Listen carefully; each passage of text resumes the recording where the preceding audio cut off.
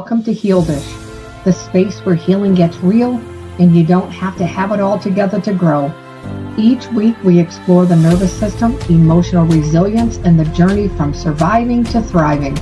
You're not broken, you're healing, and you don't have to do it alone. This is Heal Dish. Let's begin. Happy Monday. Sorry if you've seen that twice. I'm still trying to get used to the StreamYard. So welcome to Heal Dish, another episode podcast for trauma survivors or those that are looking for ways to overcome some of the trauma that they may have endured in their life. And so this is a safe space for soft landings and steady transformations. So most everybody that comes and a lot of our audience are trauma survivors, those that have mental health challenges.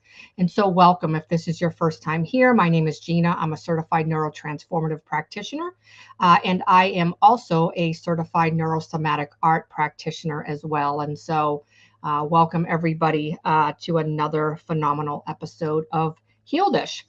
And so we are going through 4 weeks. This is our fourth week, and of a 4-part series.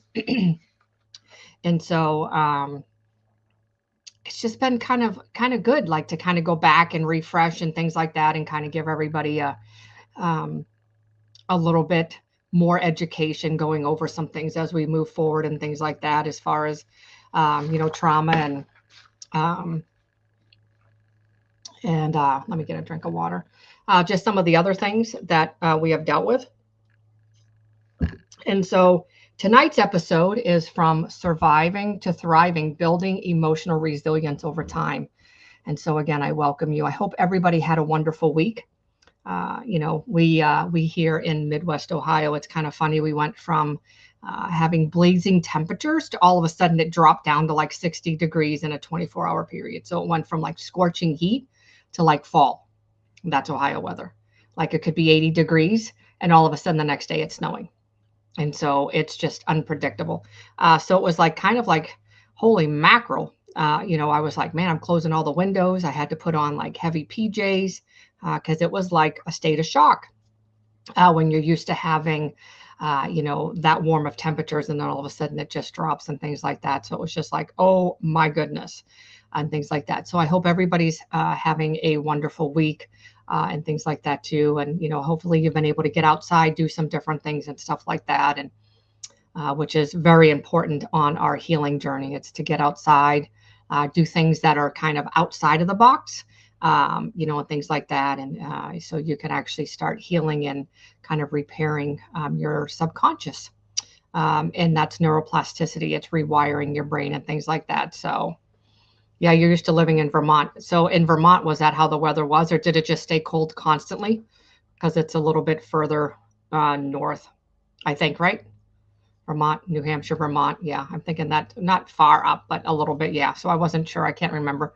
I know my family's in Massachusetts, and so they have their weather's been kind of crazy too. So I remember the winters there used to be kind of harsh, but the winters here I feel like the winters here are a little bit more harsh. The summer, I think the summers here might be a little bit more brutal. Oh, Dave, you're too funny. They get the ocean breeze. So I think sometimes, with that, it kind of, but nonetheless, it's been roasting. It's been roasting wherever you are. I know Sly has been in Florida working, and I think at one point he sent me that it was like 118, 120 heat index. And so I'm like, holy mackerel, like I like heat. I like sitting in the heat, but I don't think I could sit in that heat. So it's like, yep, nope, see you later. There's a time and a place for that, and things like that. And so maybe if you're in water, it might be all right, or things like that. But it's just like, yeah, no, I couldn't just be out working in that weather. And so, that's just way too hot for me, or too hot to be outside in general to do any of that type of stuff. So tonight we're talking about something that gets misunderstood all the time, and that's resilience. And because thriving doesn't always look like sunshine and success, sometimes thriving means getting back up slowly. And so it's building yourself up.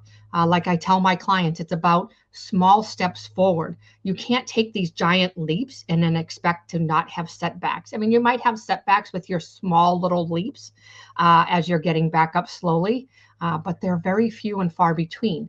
And so we work slowly, and what we do is we use progression. Every week builds off each other, and so that's how we start implementing and we start working. We don't want to just go from point A to point B, all of a sudden a quick jump, because again, you need to have that time to process and integrate exactly what's happening and what's coming up. And so sometimes it means saying no, resting, or not acting the way you need to, and that's resilience. And so remember, I mean, saying no is okay as well. So in this episode, we'll talk about how to go from surviving life to actually living it with emotional capacity and inner strength. We'll explore the 4 pillars of resilience. I'll share part of my own journey, and we'll end with a guided reflection, kind of like what we've been doing. And hopefully you'll notice how far you've come, and how you're kind of ready to grow on to the next area of your life and things like that too. And so from surviving to thriving, what ends up happening is that you're living in this kind of dysregulated state of going on to just you're in a dysregulated state, which means you're always on this heightened state. You're always in this heightened awareness. And so our bodies do that to survive. It's a safety mechanism that our body has adapted. Good evening, Michael. That's okay. We're glad to have you. And so it allows us to adapt to what's going on. It builds safety. And so we're just surviving. We're not really thriving. We're just surviving. And so I was in survival mode for a very, very long time. I wasn't even living. I thought I was living, and I was not. And so before I start talking about what resilience really looks like, what I want to talk to you about is kind of reiterate some of the 5 signs your nervous system comes up with, for dysregulation. And these can show up emotionally, physically, and behaviorally. And so I want to reiterate these is because part of these, obviously there's more, but I'm just going to name 5. Why I'm naming these is because a lot of times the nervous system is dysregulated, and it goes back to nervous system and also to what's living in the body. The body keeps the score. And so we have to learn how to eliminate what's happening in the somatic, the body, as which is the physiological, as we're working on what's happening everywhere else in our body, and especially the mind, because it goes hand in hand. The body triggers the mind can trigger the body, but remember, the body keeps the score. And I'll put my camera down a little bit. I think there we go. And so 5 signs that your nervous system is dysregulated: heightened anxiety and panic. You're constantly on edge. You have racing thoughts, difficulty relaxing, even in safe situations. And so this indicates a sympathetic, which is the fight and flight dominant state. And so heightened anxiety and panic, there's a lot of different things that surrounds all of that. Digestive issues. If you have bloating, constipation, or nausea, unexplained gut discomfort, or food sensitivities, that could be your nervous system dysregulated. Unexplained chronic pain. You go to the doctor 50 million times. They take x-rays, CAT scans, blood work. They do all kinds of stuff, and they can't figure out where the pain is coming from. Chances are what's happening is that you're in pain every day, and you still have, again, perfect scans, perfect labs, and it's not in your head. I mean, it is, but not like, not being mean, saying, oh, your doctor be like, it's in your head. It is, but it's in your body. Your body is stuck in the survival mode, and so it's ruminating pain as a trigger. And so sometimes the pain doesn't come from broken bones or torn muscles. It comes from the nervous system being stuck in survival. It's ruminating. It's ruminating because it's being triggered, and your body is showing the trigger as a form of dysregulation. It's the nervous system in overdrive. It's a safety mechanism. And sometimes it's kind of wonky how the nervous system works. But, nonetheless, the nervous system knows. It knows the safety because it remembers when we went through the things that we've gone through. It kind of remembers what we went through. And so it brings up those, not maybe up but it brings up the pain going, oh, that happened when, you might not remember, but your body remembers. And so it's that unexplained pain is coming up for a reason. And so there's always, if you don't have any diagnosis, they can't figure out anything. You have perfect scans, perfect labs. They just can't figure out anything. You may want to start looking at your nervous system dysregulation, what is going on, and things like that. Emotional numbness or disconnection. And so that is shut down or you checked out. You have literally shut down. You've checked out. You don't want to be around anybody. You just kind of want to isolate and be alone. You're struggling to feel joy or sadness. And so sometimes it's hard to express our emotions. And so, you might have part of the emotional dysregulation as well. And so then you have trouble connecting with people emotionally. And so that part reflects the dorsal vagal, which is the freeze response. And so it's kind of like, oh my goodness, like it's kind of weird how all of this works. But I'll share a story with you when we get to that point about some things too. And so reactivity or emotional outburst. You're quick to anger or tears. Overreacting to small things and difficulty calming down once triggered. And so what ends up happening is this is your nervous system struggling to self-regulate back to safety.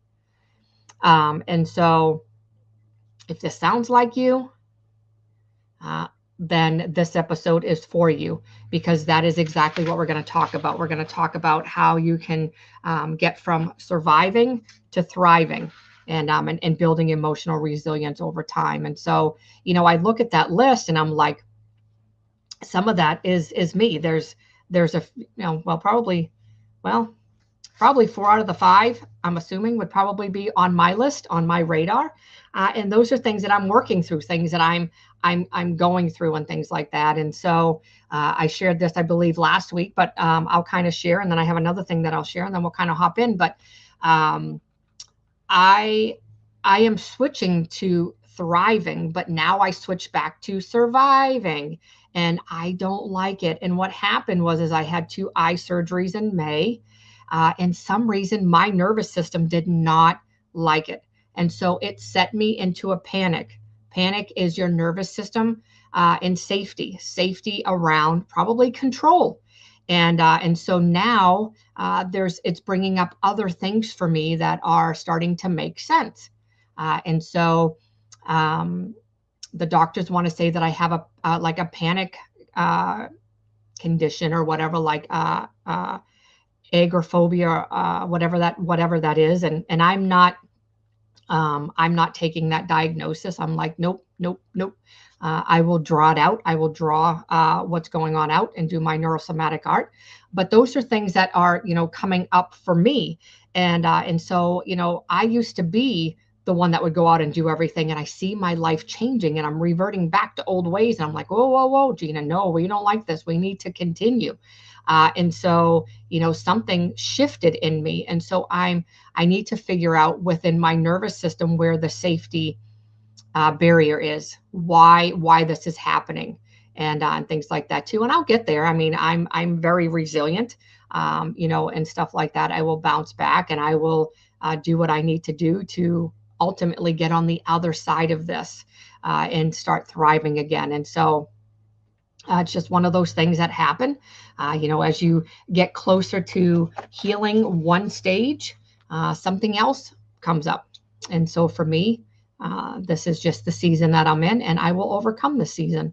And there's no doubt in my mind. And so what resilience really looks like, let's start by defining resilience. Resilience isn't just bouncing back. It's not gritting your teeth and pushing through. It's not staying positive all the time. Real resilience is staying soft after being hurt, knowing when to rest, not to breathe. That is a huge one for trauma survivors that have complex trauma, complex PTSD. Sorry. That's hard. I can always say it, but then I was like, complex trauma. Oh, yep, CPTSD. There you go. because we're always on the go and we don't listen to our body because we're in survival. And so when we want to rest, we feel guilty for resting because maybe the laundry's not done, maybe the dishes aren't done, but our body needs that rest. So just remember that it's okay to rest. Rest and laziness are two different things. So just remember that rest and laziness are two different things. Asking for help, letting yourself feel and still move forward. Resilience means I've been through things and I'm still open. I'm still walking. I'm still climbing the ladder. I'm still changing. I'm still able to go through things and not give up. Not give up. And so, those are things that we, that a lot of us, if I would have gave up a long time ago, I wouldn't be sitting here in front of you, and things like that. I would have just been like, I don't want to do anything like this. I mean, even, week after week, I only get probably 5 or 6 people that really watch my podcast. And I'm okay with that because eventually more people are going to find me. And the ones that need it the most are the ones that show up week after week after week. And so, eventually I'm hoping to have more. And if I don't, then that's okay, because I'm not going to stop doing it. Because if the moment I stop doing this is the moment that somebody's going to need it, and things like that too. And so, there you go. It looks like trusting yourself enough to try again. So remember, it's getting up and continuing to try again, try again, try again. Even if you don't try it again the next day, the next hour, the next minute, try it again within the next few days, maybe a week. Give yourself some time and try it again. It's not always linear.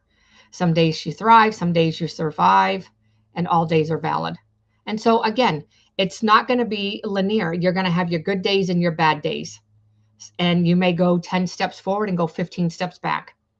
That's a part of healing. And I don't say that to scare anybody, but I'm very realistic. I'm very transparent. But when you go those steps forward and you step back, you already know how to go forward again. It's already been ingrained and built in you. You've already had, hopefully you're using the tools and resources that you were given to get up, pick up your backpack, and start moving forward again. That's what it takes. That's what we need to do. It's never allowing ourselves to say, I'm done, and sit down. I just did a video on this. I think I posted it on my TikTok and also on Facebook about picking up your backpack and moving, steadily moving forward. It doesn't mean, again, that you have to take this giant leap, but at least you're moving forward steadily. That's progression. That's where change starts happening. And so think of a moment where you handled something differently than you would have a year ago. That's resilience. Quiet, underrated, and powerful. So can you think of a moment within the last year when things were different, that you handled something differently, that maybe you didn't yell? Maybe you yelled last year, but you didn't yell this year. Maybe you went the extra mile this year, but you didn't last year. All kinds of different things. So think about it. Then if anybody wants to share in the chat, you're more than welcome to. But, there's a lot of different things. For me, I'm trying to think of something. So it would probably more or less probably be my art. Of where I started a year ago to where I am now, totally different, which has helped me. And I think that's a reason that I kind of shifted back, because I was working on the neuroplasticity and the somatics, which goes hand in hand together with my art. But then when I had my eye surgery and my eye still repairing not repairing, sorry, still trying to overcome the challenges of the inflammation, and they're still healing, which is repairing, but healing. I wasn't able to draw a whole lot. And so that really put a damper on me, I think, because I was in like kind of in this stage of transitioning. And then there was some other things that I learned, when I started launching my programs and stuff like that too. And so it's been kind of a trial and error for me as well, using what I love to do. And so I had setbacks. I believe it was because of my eye surgery. But nonetheless, like I say, week after week, I am just so grateful that I can see. I just need reading glasses, but my far away vision and all that stuff is perfect. And so I'm not complaining. Again, just being very transparent on maybe a piece of me that I handle things differently than a year ago and things like that too. So let's learn about the 4 pillars of emotional resilience. So over the years, I've come to understand emotional resilience. You go through 4 core pillars, and they all build on each other. And so mindset, how you see the struggle. Resilience starts in your thoughts, not bypassing, but reframing.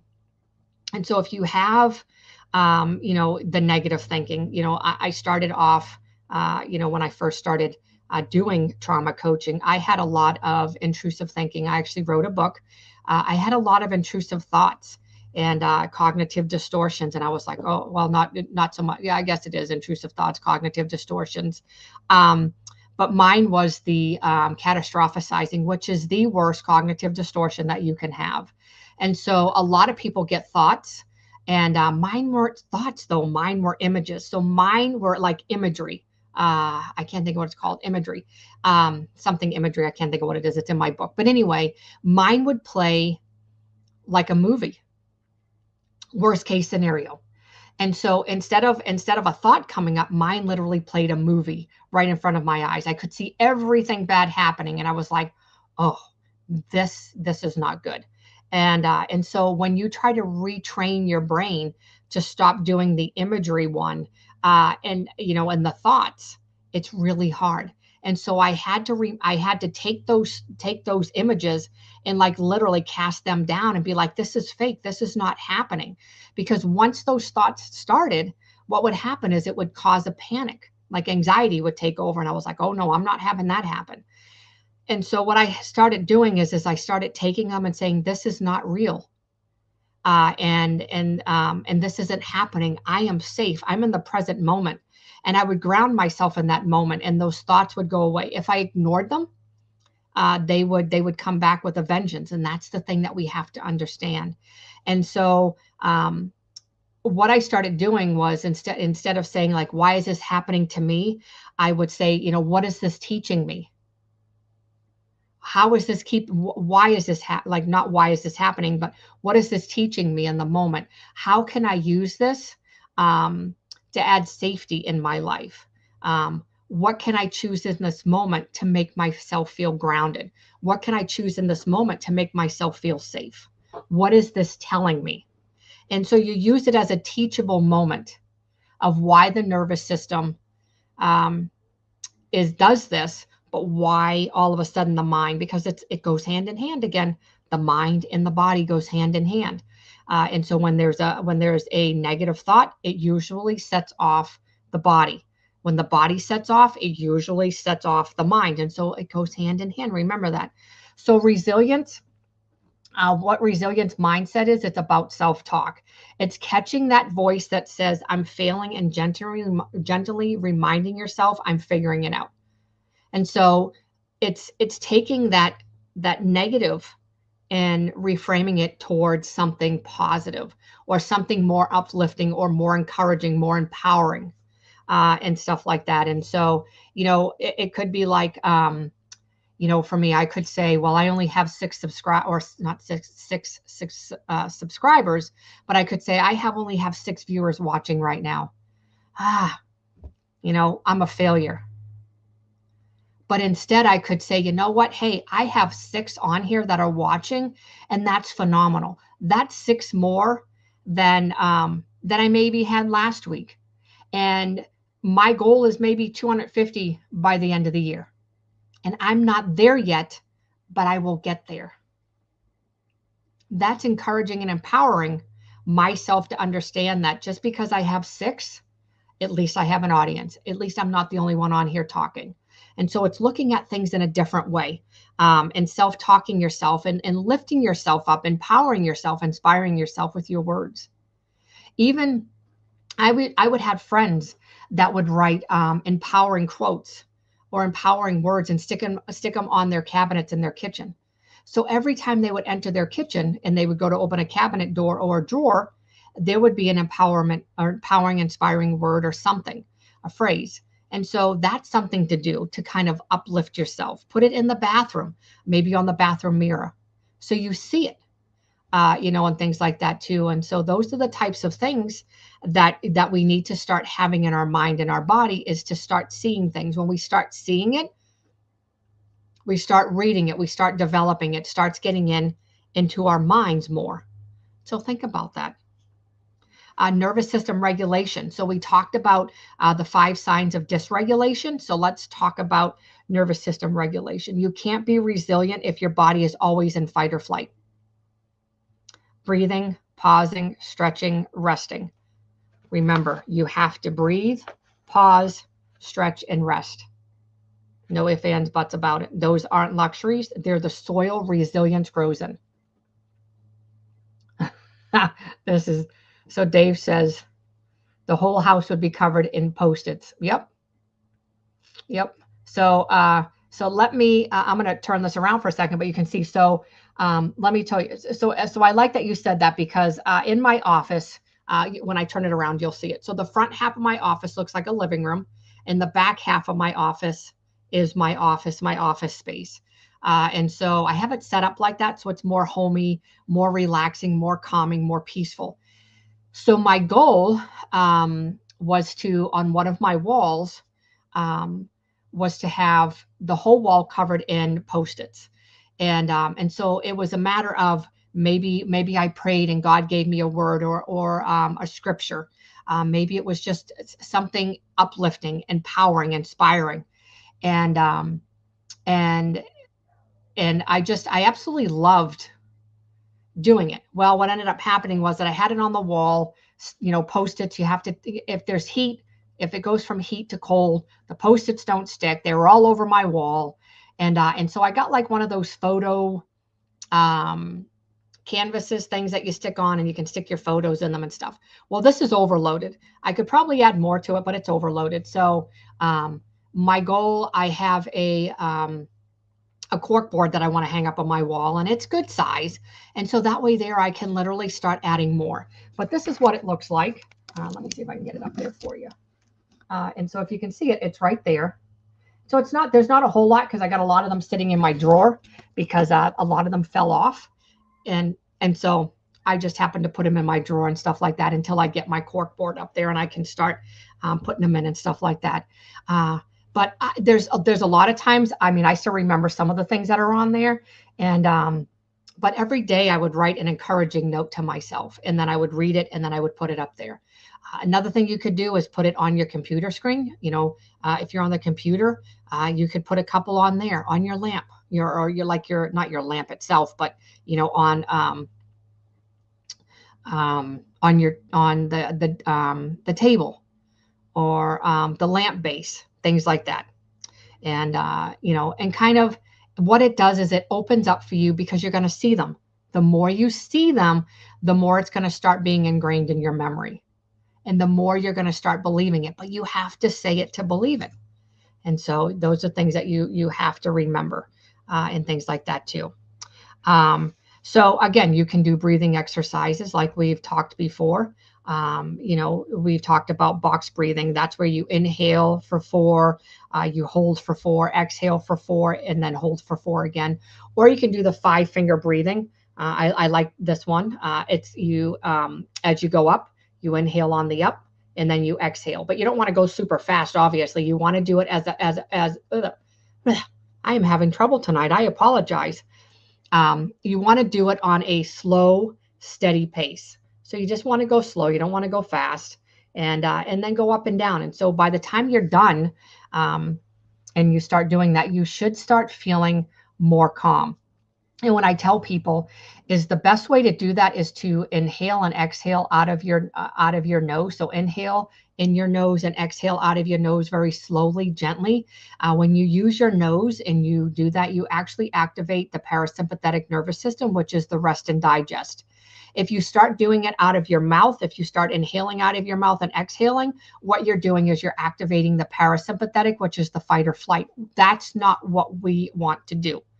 We want to activate the parasympathetic. Orienting. So look around the room and naming what's safe. You know, maybe some things you can touch, things you can smell, things that you see, and things like that. So you're getting yourself oriented and grounded in the middle of it, and things like that. And gentle movement to release tension. One of my favorite things that I love doing is the progressive muscle relaxation. I don't have restless leg, but at times my legs feel like cement, especially at night when I'm going to bed. And a lot of it is it stems back from the nervous system dysregulation. And so what I have found is that I have to kind of shake while I'm in bed a little bit in order to get that feeling to subside. But what I've been doing is the progressive muscle relaxation, and you can look it up. Basically, what you do is you start with your feet, like your toes, feet area. You work all the way up to your face. And what you're doing is you are tensing up every single muscle in your body, an area at a time. So you start with your feet, your calves, your thighs, your stomach, and then you'll go to your hands, your arms, your chest. You just kind of put your shoulder blades together for your chest. And then your face, you just kind of squeeze your face together and things like that. And so, how long you hold it is entirely up to you, but usually the process takes probably 5-10 minutes. You can do it shorter if you want. There's times that people do it longer, 20 minutes, because they're really trying to release that tension. And so what happens is that as you hold really, really tight, you're using that tension, but then you slowly start to release it when you open up your hands, whatever area you're working on. And so I started doing that because I noticed that my legs carry a lot of tension. There's a lot of heaviness in my legs.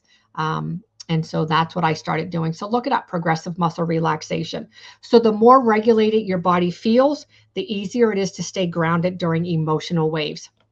And so remember, it's all about being regulated and things like that. And so, the things that we learn here on Healdish, a lot of it we teach from an educational perspective, but we also teach you some grounding skills and some other coping skills, and we teach you somatics and and other things that you can do when you have those emotional waves that happen to come in and things like that too. So, we're trying to teach you mind and body modalities that you can use, because let's face it, a lot of people are not to where they want to maybe have therapy. Maybe they don't want to have a coach.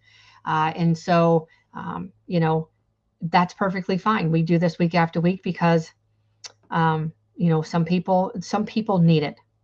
And so we try to be that gap to fill in for the ones that really need it, but they're not ready to step out and maybe get a coach or get a therapist, or maybe they're in therapy and their therapy's just not working. Maybe they have kind of halted in their healing, and now they're looking for something as to why. Chances are, if you've been working with a coach or a therapist and you just have halted in your healing, chances are it's a nervous system issue, and things like that. And so it need to go back, and because remember, body keeps the score. So it's somatics. It's a nervous system, it's the nerves, the nervous system. And so if you're not getting all of that out using somatics, just talking, it's not going to get it out of your system. You have to do something like somatic art, which is the subconscious reprogramming, or doing, some other things to help you excrete that, which is like trauma-informed movements, the art that I talked about, NLP. There's other things that you can do to kind of help you shift, because you have to get it out of your body, because otherwise it's just going to continue to sit there and it's not going to come out. And so walking is a good thing. Exercising, weightlifting. These are all things to kind of help you work your muscles and get rid of that tension, but get rid of that stored trauma, which is emotions that are stuck in the body and they're stuck on the cellular level. And so you have to do something to get it out. And so, one of those things, the neurosomatic art, absolutely love it because it works on not only the mind, but it works on the body as well. So it's neuro, the mind, somatic is the body. And so it's a subconscious reprogramming, rewiring, and repairing, the blocks and limitations around a lot of the diagnoses, misdiagnoses, and things like that that we have. So yeah. So there's a lot of different things out there. So we try to give you tools and resources here on Healdish, along with coping skills and things like that too, that you can use starting today. You can use them while you're watching.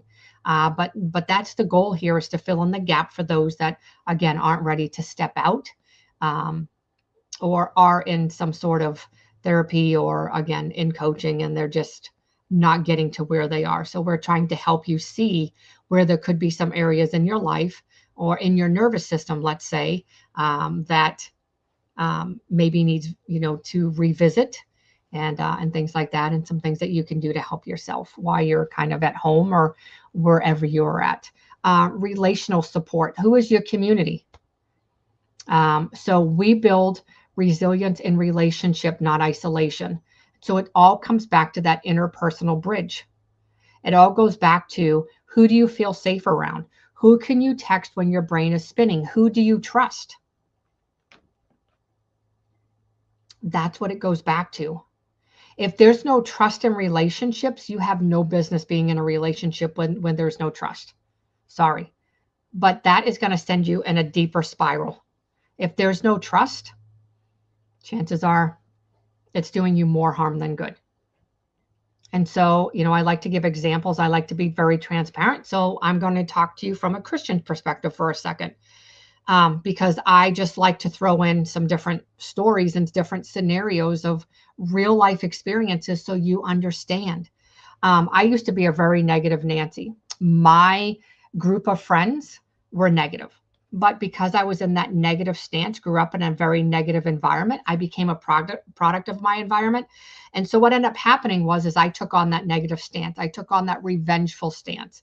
And so all of my friends were pretty much negative. And I didn't recognize it because that was me. I was negative all the time. Negative to myself, probably negative to my kids, negative to my friends. But hey, we were dishing it back and forth, so it didn't really matter. But when I started getting into church more and more and more, God started opening my eyes. And all of a sudden, I found myself alone. I didn't have any friends. And I was like, whoa, wait a minute. Like, this is nuts. Like, what's going on? I went from having all of these friends to having none. And I became like, not that I panicked, but I was like, oh, this is not good. I don't like not having friends. I don't like being alone. And what I discovered in being alone, and it wasn't so much the isolation. God wasn't isolating me. But what I learned being alone in that season was, when God opened my eyes, I was like, oh, whoa. Everybody that I hung around was negative. Everybody. And I was like, God, that was me. I used to be that way. And so I catch it now on my Facebook post or whatever I'm watching. And I catch it and I'm like, oh, that used to be me. And so I give them grace, because they don't know. They're working on, their emotions are probably out of whack. They probably have emotional dysregulation and nervous system dysregulation. And so I give them grace and mercy and say, oh, Lord, you need to touch them. You need to touch them like you touched me. Wow. But then he gave me new friends. Friends that have my back, friends that will pray for me, friends that encourage me, friends that reach out to me. And so even though I lost friends, I gained friends that were more godly, like more sisters in Christ. You don't need friends that are going to gossip about you, friends that are going to backstab you, friends that are going to be mean to you and talk about you. You need friends that when you walk into a room, you know that those friends have your back. You know, the moment you walk out of a room, you know that those friends would never backtalk you or, talk behind your back. Those are the type of friends you need. And those are the type of friends that I have. And it took me losing all of my friends. I'm talking friendships of 30, 35 years, I'd say. 37.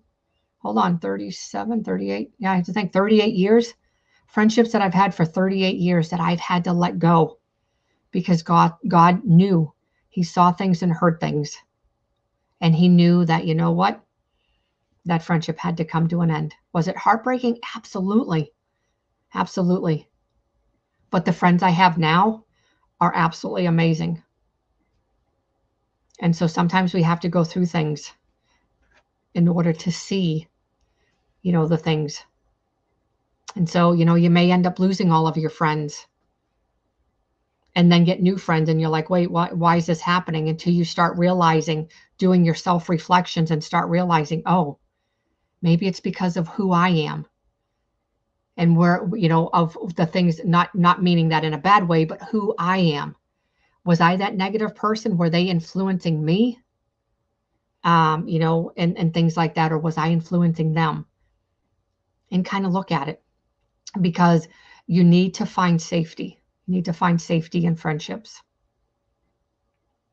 And that's a huge aspect of healing, as well as that interpersonal bridge when there is safety and security in your friendship. That's a huge bridge that you need for healing. And so remember, resilience is formed when someone sees your worst and doesn't leave. That kind of safety rewires what we believe is possible. And so that's what we need. It's looking and going, oh, okay, this is safe. This person's safe. I'm okay with them. Even if your nervous system is not used to that, you may have the jitters, or it might not feel right. It's because your nervous system isn't used to having a person that's safe. Because maybe you were put down your whole entire life. Maybe the people that loved you and cared, that were supposed to love you, care for you, and nurture you, are the same people that hurt you. The people that loved and nurtured you were the same people that put you down. And so it's looking at it and going, okay, this is something new. And your body, it's going to take a little while to get used to it. But once you start getting used to it, you're going to say, wow, this is totally different. And then what happens is the more you're around them, the more you're around those people, the more you start rewiring your subconscious, and your body starts relaxing more, because now it senses more safety. And so if you don't know those people yet, they're coming. And it's not that you're broken, because we're not broken. It just means that you're early. You're early. They're coming. You keep showing up, start small. Let your healing create a space for new connections. So evaluate yourself. Check in with yourself daily. Where are you? What's going on? What emotions are you feeling? What body sensations are you feeling? What thoughts are coming? Check in with yourself so you can see. And if you find yourself always in a negative stance, then start paying attention. Be mindful. Start paying attention of, what are you watching? What are you listening to? Who are you hanging around? Because, and then it may open up a doorway for you to say, oh, that's the influence that I do not want. I want to change from that. And you're going to have some resistance because your body's used to that. That's normal to you. And so that's why you have to start small. It's those small steps to get to where you need to be. So let's talk about rest. Burnout and overthinking are enemies of resilience. You definitely have to rest. When you get burnt out and overthinking, because trauma survivors, we always want to go, go, go, go, go, and we never rest. Never. And so what ends up happening is we get burnt out and then we start overthinking. And so those two are enemies of resilience. And so what happens is rest restores your ability to respond, not react. So you want to be able to respond in a way that you are well rested, your emotions and your nervous system are regulated. That's why if you have a heated discussion, it's better just to kind of be like, okay, I'm done, and revisit it when you're both, or whoever's there maybe, when you are not in a heightened state, because that's when tempers start flaring. That's when you start arguing, and guess what? Nothing gets done. Nothing gets accomplished because you're arguing back and forth. And so when you can revisit the conversation in a more of a mellow tone with your nervous system and emotions regulated, you get somewhere further. So remember that. Um, creativity gives your creativity gives your emotions a safe place to land. And so whether you're drawing, journaling, making a playlist, you're baking, it doesn't have to be fancy. It just has to be expressive. So you don't need to have talent. You just need to have a tool. And so for me, I do neurosomatic art. Neurosomatic art is a program that I developed. It works on the neuro, which is the mind. Somatics is the body. It's a subconscious reprogramming. It removes blocks and limitations, anxiety, depression, a lot of, if you have chronic pain, unexplained chronic pain, if you're looking to switch your thoughts from negative to positive, trauma survivors, trauma healing. If you're looking for a goal, if you have a goal to buy a house at the end of the year, we have a program for goal setting, how to have money as an abundance, because let's face it, growing up, there was blocks and limitations around money. Then if you were traumatized, now you have more blocks and limitations on top of all of that. And so it all comes back to, your subconscious. What is in your subconscious? We can't tap into our subconscious. You can. And that's why I do the drawing, but that's safe. There's other ways that you can do it. But I like the neurosomatic art because it's safe. It was developed again by myself alongside one of my colleagues that's a psychologist. And so we have worked the program and things like that too. And so that's what I use. And so again, whether you like drawing or doodling, you like journaling, you like making playlists, baking, those are the types of things that you need to be doing. And so what that does is it actually keeps you engaged.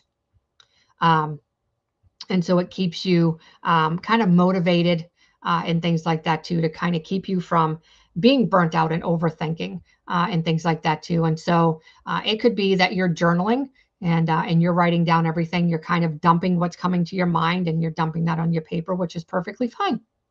So, think about some things that you can do to be creative. Do you draw? Do you journal? Do you make a playlist? Do you enjoy baking? Maybe you enjoy making fishing bait lures. Maybe those are the types of things that you enjoy doing. Maybe you enjoy painting.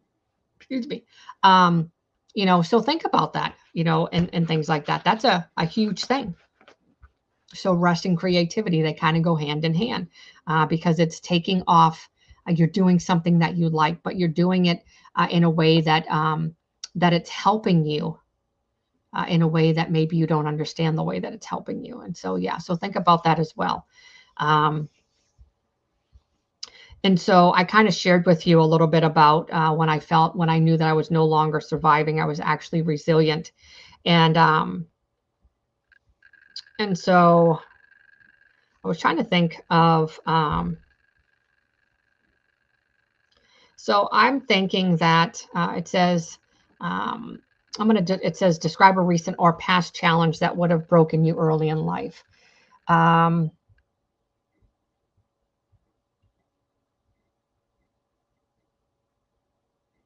Would have probably been, if I was younger, I believe I had anxiety my whole entire life. I just didn't know it was anxiety. And then, always being in survival, I was always on the go, go, go, go, go, go, go, go, go. Like I never stopped. I was constantly on the go.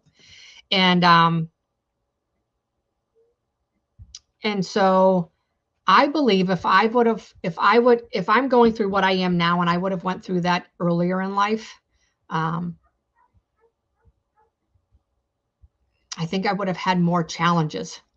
I don't think I would have been resilient enough, strong enough to overcome it like I am now.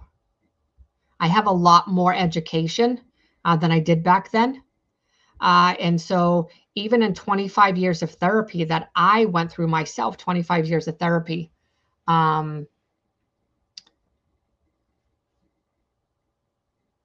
I don't think that I would have been able to deal with having,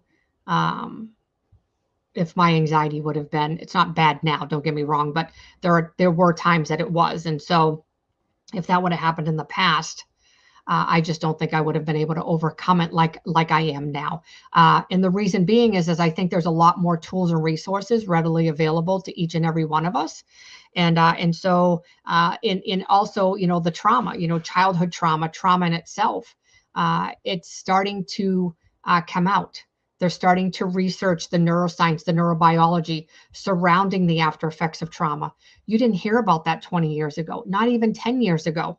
You really started, you know, you didn't really start hearing about it till probably 5-ish years ago, maybe a little bit longer, but probably around 5-ish years ago is when it really started to be big, when they really started saying, oh, these are the after effects of trauma. This is exactly what's happening.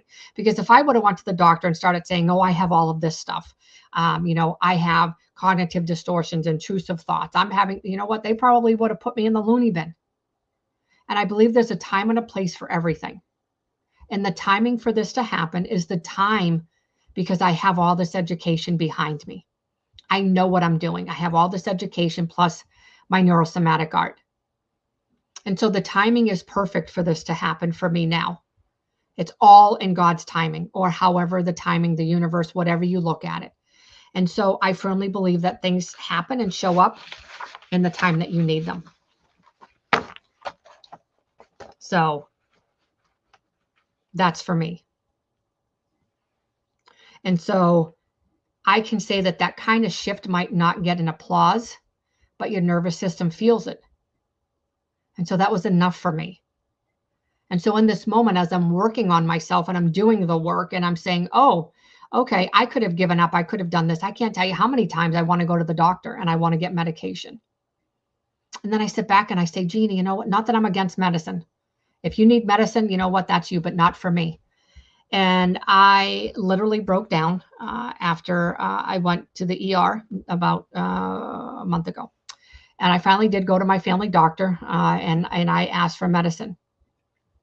I said, you know, I can't do this anymore. And so I left there with 2 prescriptions, filled them, never took them. You know why? Because what I discovered was in that moment, it was panic. But the panic was coming on from my nervous system dysregulation. So if I would take the medicine, guess what it would have done? It would have masked the signs and symptoms associated with the panic with why my nervous system was dysregulating. And so I could have worked through it. Absolutely, I could work through it with the medication, but the medication would mask what was really happening. And so I wouldn't get the results that I want. And so through drawing, I'm able to fully function, not saying this is for everybody, but I'm able to fully function and say, what am I feeling? Where am I feeling this? Why am I feeling this? Why is this coming up for me? If I was medicated, I don't firmly believe that I would be able to feel that. And so what I did instead is I see a holistic, kind of like a naturopathic functional nurse practitioner. And so I am on an adrenal complex, which your adrenals are for stress. It's where your cortisol, and when your cortisol shoots up, it can wreak havoc on your system. And so I take an adrenal complex, and it's got all kinds of natural herbs. It's a supplement, and I take that. And so is it masking the symptoms?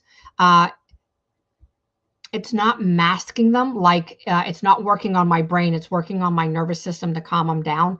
It's not working on my brain receptors like the other medicine would. This is working on my nervous system, but it's enhancing kind of, the way I look at it is it's kind of giving my nervous system a little bit of enhancement to kind of calm down itself using that, versus it using, masking it using like my, blocking the neurotransmitters in my mind. And so I can still feel what's going on. What ends up happening is that it helps me relax. And what it's doing is it's helping my adrenal glands in the process. That's what it's doing, because a lot of it is cortisol. Cortisol shoots up your stress hormone. Then it can wreak havoc with your adrenaline and nervous system dysregulation. And so, you know, that's what I'm doing. and it seems to be working and stuff like that. So I'm not numb. I can still feel my emotions. I can still feel my body sensations. It just is a little part to take the edge off, as I work through the things that I'm working through. And so that's what I'm doing. And so that's a part of the resilience. It's a part of me saying, okay, I'm going to take these small steps and I'm going to continue doing what I'm doing. And that's exactly what I'm doing. And so how do we build resilience over time? So how do we keep building resilience? Not a crash course, but in real life. So how do we continue to build resilience? So let's get practical. So here are 4 kind of journal prompts or whatever you want to use. And what you do is you can use these and check in with yourself. And it's kind of like it's kind of for your emotional growth, and so going back and saying, okay, how can I check in with myself during the day? How can I check in? And so the resilience check-in is, where am I surviving? So what areas in your life do you still feel tight, heaviness, chaotic, reactive? Where are areas in your life that you feel that? And you'll be able, that will show you where you're still surviving, that you haven't really switched over yet. And that's okay. But then I want you to look at and go, okay, where am I surviving? Where do you have rest? Where do you have structure? Where do you have connection? Where do you have boundaries? And so not only are you showing where you're surviving, but now you're coming back in with how are you survive, or sorry, now you're coming in with saying, how am I thriving?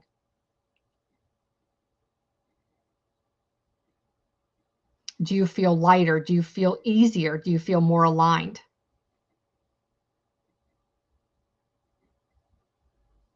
And then ask yourself, as you're looking at the thriving, what do you need more of? Do you need more rest? Do you need more structure? Do you need more connection? Do you need more boundaries? That's a part of thriving. What do you need? And then ask yourself, what do you need less of? Self-judgment, isolation, urgency. What do you need less of? Think about that.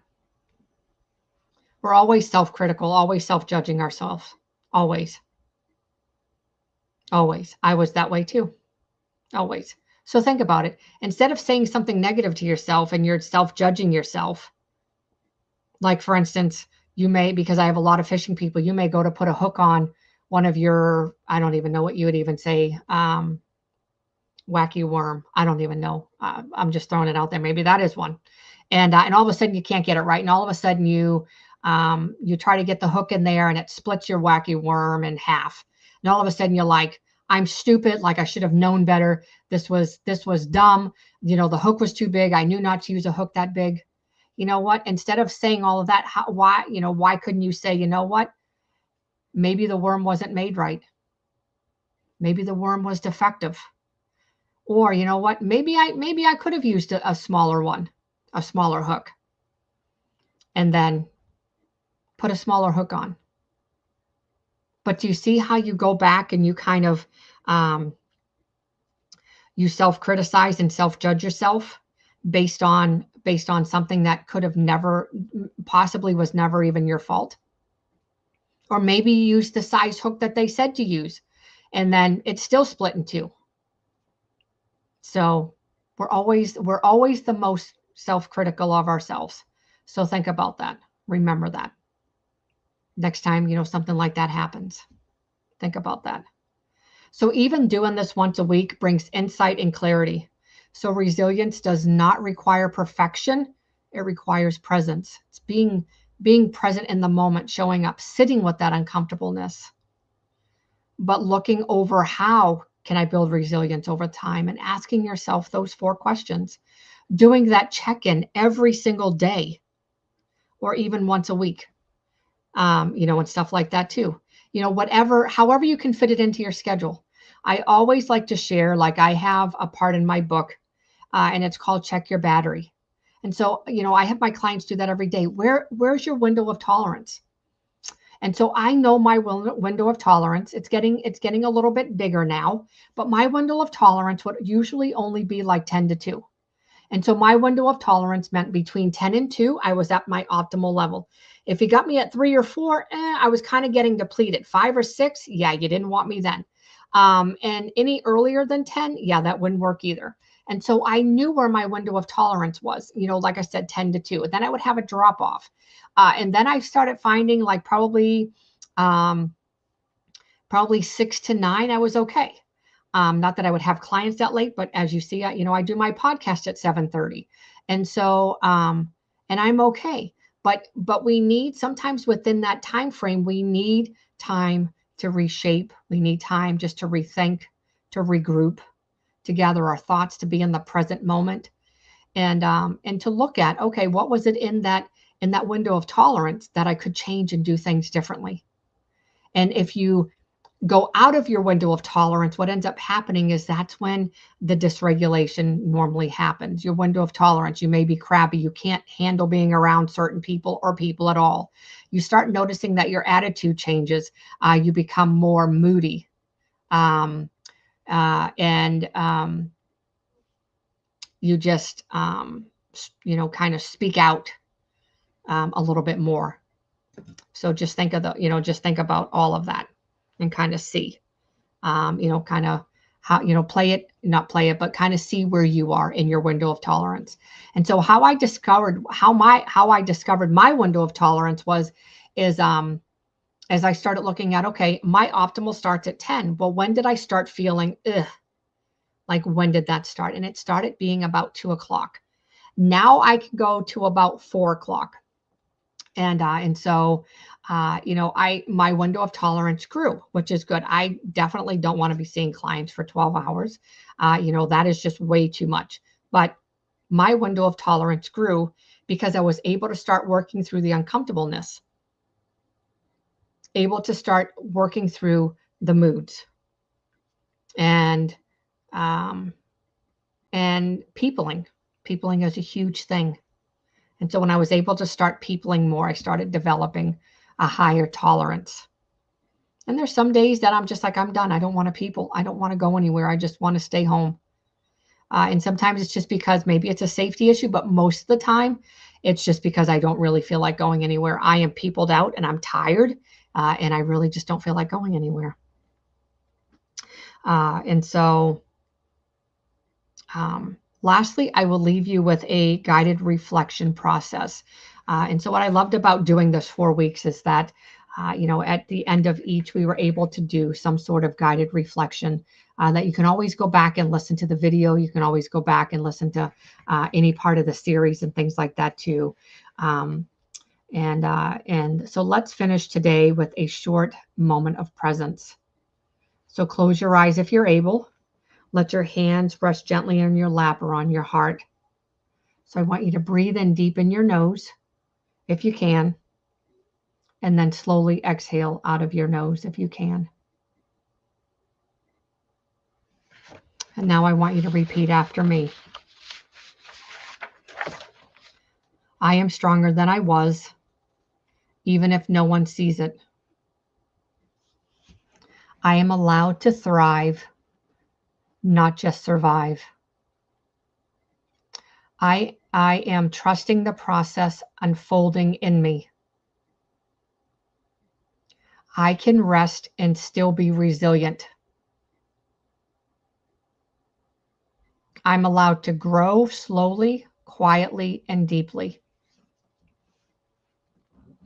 Let your shoulders drop. Let your jaw unclench. Let your heart feel the safety of now.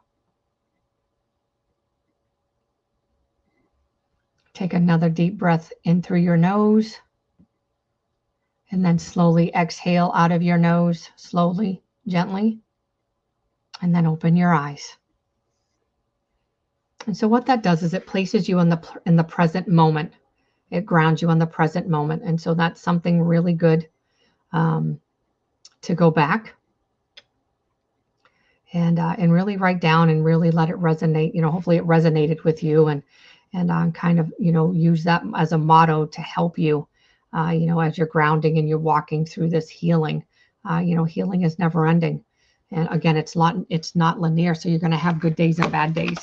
you know, and things like that, but we'll get through it nonetheless. And so, so next week, we are going to start on, you know, over the next couple of weeks, I'm going to see if I can get like a couple guests on here, maybe a month, and see if I can get on there, and things like that too. But I think next week, something that has really been on my heart is talking about the liver. A lot of people don't understand the liver and how it correlates to mental health and anxiety, trauma, things like that, the after effects of trauma, but really anxiety, depression, and things like that. And so it really plays a huge factor in our mental health. And a lot of people don't know, you know, especially like fatty liver. There's a lot of things they tell you, oh, don't do this, this, and this. But there's a lot of things that people don't know. And so the liver is where a lot of our you know, everything is filtered through the liver, heavy metals, everything that we do is filtered through the liver. And so everything we put in our mouth is filtered through the liver. And so sometimes the liver takes a beating and we have to look at, oh my goodness, what's going on in the liver? And so I want to be able to help, because, you know, the liver can be, bring up, you know, some anxiety and depression and some other issues and stuff like that too. So Scott, you are very welcome. I'm so thankful that you're here, and Dave and Michael, that you're here, and whoever else is here. I appreciate each and every one of you. And I always forget, but I always forget to say, and I'm sure you guys do it, if you hit the like button and you'll share it out. Sharing, what I love about sharing it is, you know, there's always that one person that needs to see it. And it may not be today or tomorrow, may not be next week, but you're going to share it at one time and somebody's going to need this. And so I appreciate each and every one of you coming here week after week for liking, commenting, and sharing. That really means the world to me. And so here we are at the end of this 4-part series, but not the end of your healing. You don't have to stay in survival mode forever. You're already building a foundation for something softer, stronger, and more you. This week, I invite you to do the resilience check-in, even if you just do it once. And then what I'd like you to do is you can feel free. My email is on here, but feel free to tell me what comes up for you. You can message me as well. Or you can leave me a comment after the video. After you do it for a week, you can always come back to the video and leave a comment like, I'm building resilience, I'm stronger than I was.